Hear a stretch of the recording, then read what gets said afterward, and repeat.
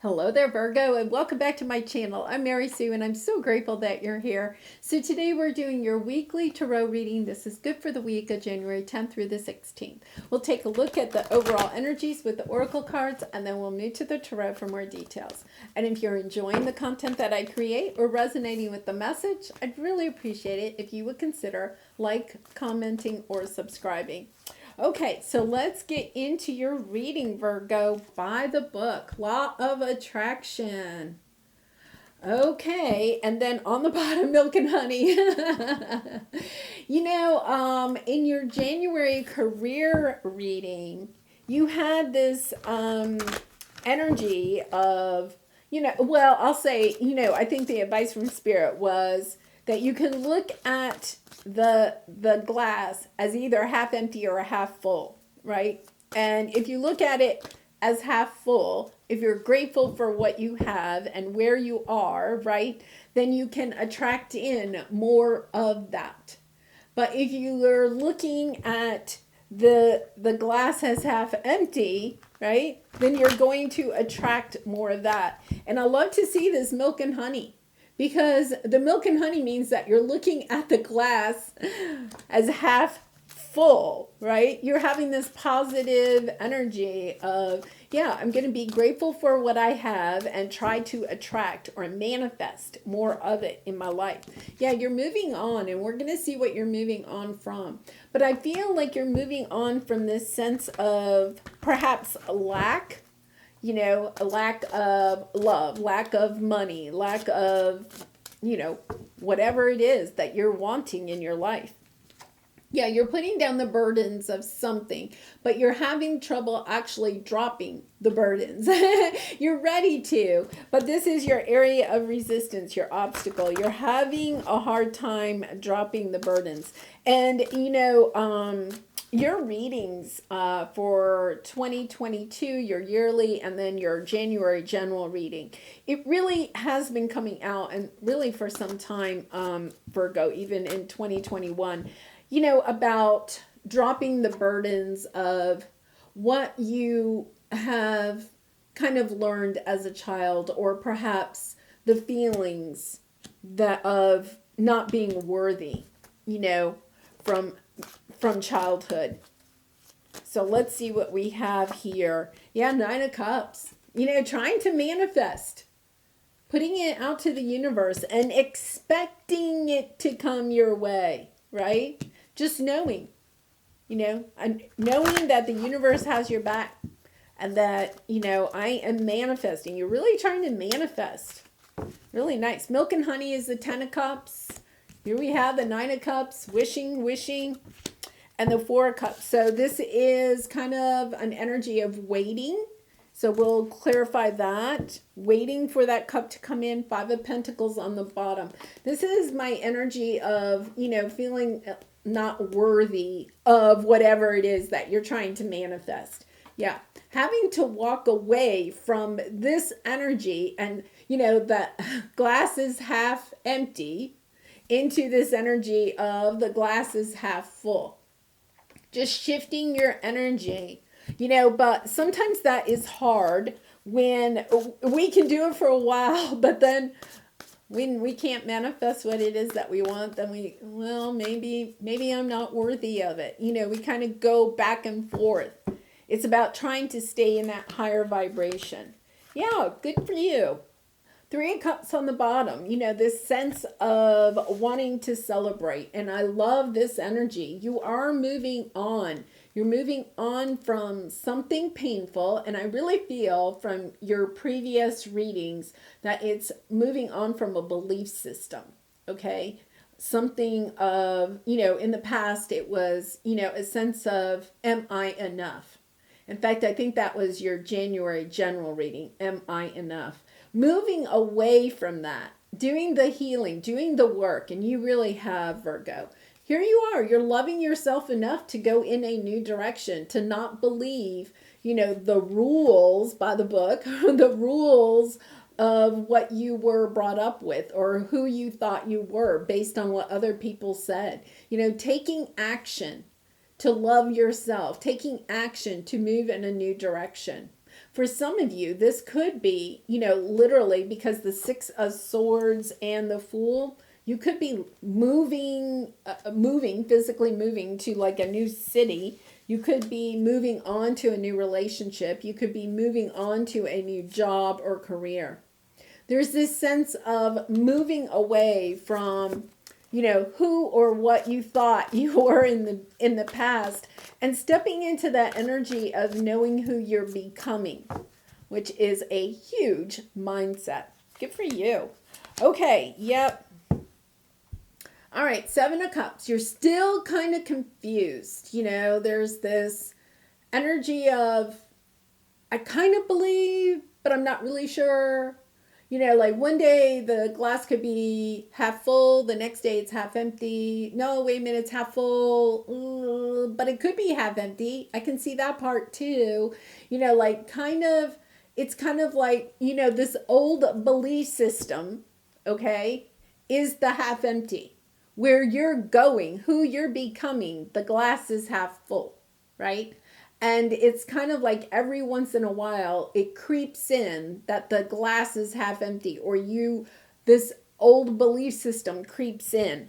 So you're willing to drop this old belief system. You're wanting to, but there's days where perhaps you're still holding on to this burden from the past, right? And I do feel like it is something that you've had for a very long time. That's why it's like an old habit. It's hard to break, right? It's hard to break a very old habit that we've had since childhood, okay? Or, for years. It's hard to break it. But you're doing the work to do that. You really are. You're starting to give to yourself. You're starting to understand your worth. That you don't have to... it's not about if other people think you're enough, you're enough. And you're willing to start celebrating that.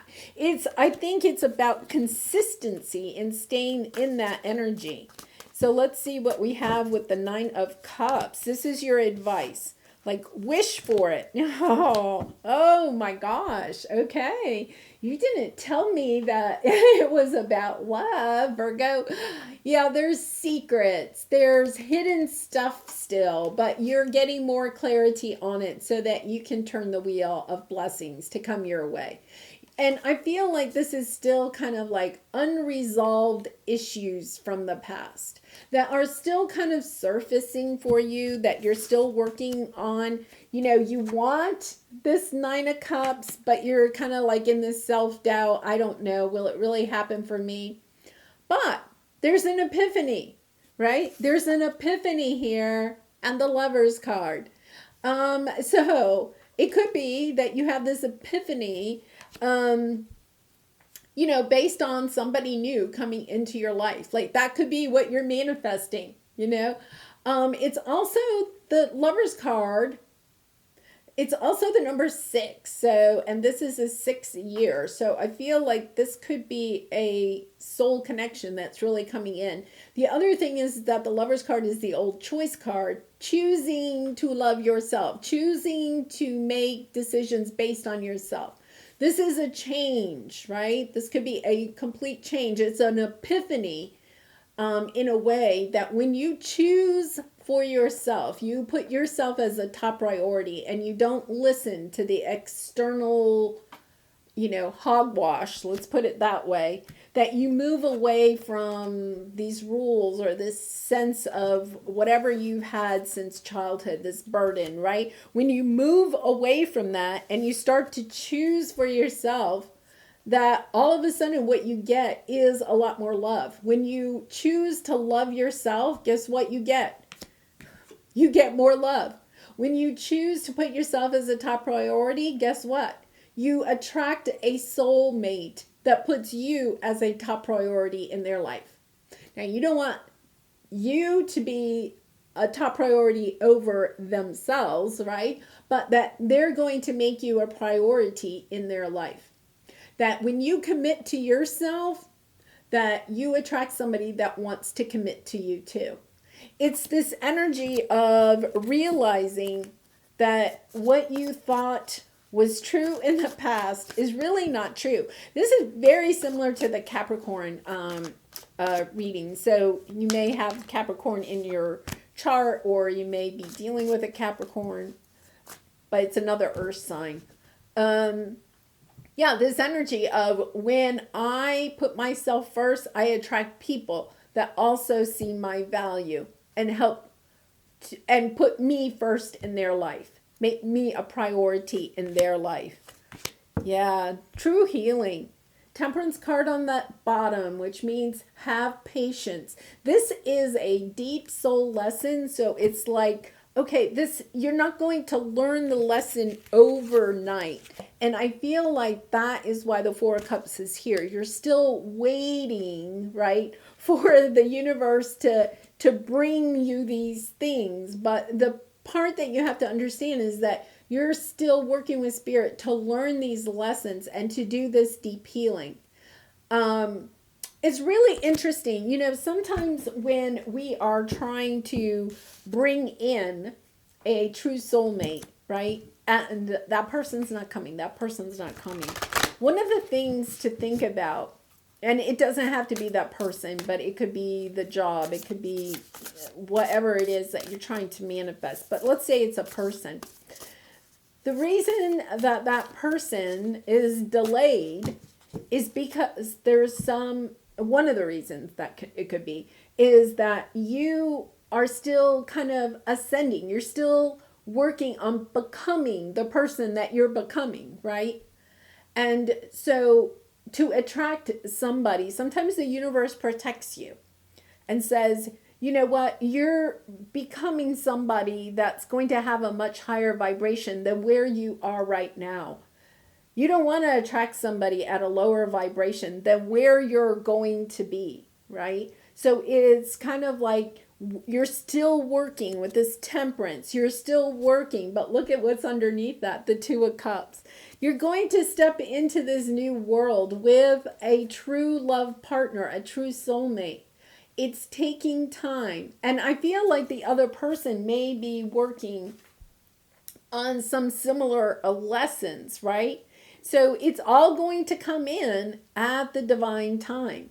Your part in all of this is to continue to make choices that are good for you, for your higher good. Okay, so let's see what your soul truth card is. How can I infuse more self-love and compassion into my daily life? Capricorn had a very, not this one, but a very similar message about that, you know, this self-love is something that we have to do every single day. Are you looking in the mirror every single day and telling yourself how awesome you are? Are you using the words that you're expressing? Are they expressing how much you love yourself, or are you kind of like cutting yourself down? It's about taking a look at the affirmations, the mantras that you're using. And if you're not using, start to use them, right? About, you know, positive self-talk. There is something about that. That goes back to the, is the glass half empty or is the glass half full? It's about when your words and your actions about how you feel about yourself align with how you really feel about yourself, right? They're an indication of how you feel about yourself. Then you can attract in this true soulmate. Really interesting. If your compassion does not include yourself, it is incomplete. That's a Buddha quote, okay? So today's soul action. Choose one self-care action to do today. Set stronger boundaries. Meditate and listen to your heart. Speak to yourself with compassion. Focus on your strengths. Say no to something that isn't a soul yes. Say yes to something you're afraid of. Let go of what you cannot control. Stay far away from drama and negativity. Ask for help and allow it. Write down 3 things you are grateful for.